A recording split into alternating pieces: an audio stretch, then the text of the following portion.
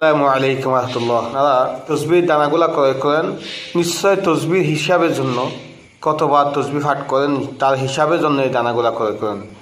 আপনি কি ভেবে দেখেছেন এই তসবির দানা ক্রয় করার মাধ্যমে আপনার ঘরে থাকার মাধ্যমে আপনি গুনাহগার হচ্ছেন?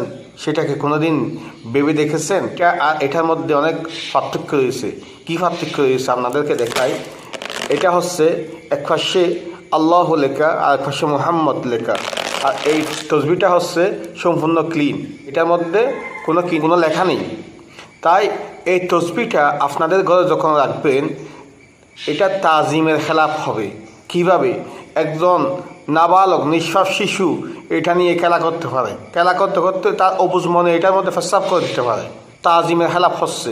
আর এটা আপনি নিচে রাখছেন, আপনি একটা চেয়ারের মধ্যে বসছেন অথবা ফালনের মধ্যে বসছেন, এটা আপনার মশাল্লার মধ্যে নিচে আছে, তাই আল্লাহ মুহাম্মদ নিচে হয়ে গেল, আপনার ফাটা উপরে হয়ে গেল।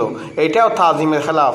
এটার নিচে পড়ে গেছে, এটা আপনার ঝাড়ু অথবা অন্য কোনো কিছু তুলছেন, কিন্তু অন্য এই তসবি তুললে কোনো সমস্যা নেই, কিন্তু এটা আল্লাহ মুহাম্মদ লেখার কারণে এটা তাজিমের খেলাফ হচ্ছে। তাই আপনার ঘরের মধ্যে এই তসবি থাকা মানে আপনি প্রতিনিয়ত গুনাহগার হচ্ছেন। তাই খেয়াল রাখবেন, যখন তসবি ক্রয় করবেন এরকম ক্লিন তসবি ক্রয় করবেন, যাতে আপনাদের সেই আল্লাহ মুহাম্মদ সাল্লাল্লাহু আলাইহি ওয়াসাল্লামের নামটা তাজিম হয়, তাজিমের খেলাফ না হয়। আর যত সম্ভব আপনারা পারেন হাতের মাধ্যমে, আঙ্গুলের মাধ্যমে হিসাব করার চেষ্টা করবেন। কারণ হচ্ছে কি জানেন, কিয়ামতের ময়দানে আপনার হাত যখন সাক্ষী দিবে, তসবি যখন পাঠ করবেন, আপনি এই তসবি পাঠ করার কারণে সেই হাত আপনার হককে সাক্ষী দেবে। আলিয়ামা নাখতিমু আলা আফওয়াহিহিম ওয়া তুকাল্লিমুনা আইদিহিম ওয়া তাশহাদু আরজুলুহুম বিমা কানু ইয়াকসিবুন।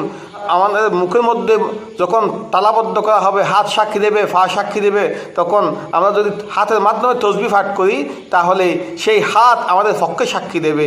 তাই চেষ্টা করতে হবে ক্লিন তসবি রাখবেন, আর হাতের আঙ্গুলের মাধ্যমে কী করবেন, তসবি পাঠ করার চেষ্টা করবেন।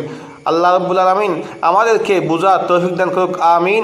আসসালামু আলাইকুম ওয়া রাহমাতুল্লাহি ওয়া বারাকাতুহু।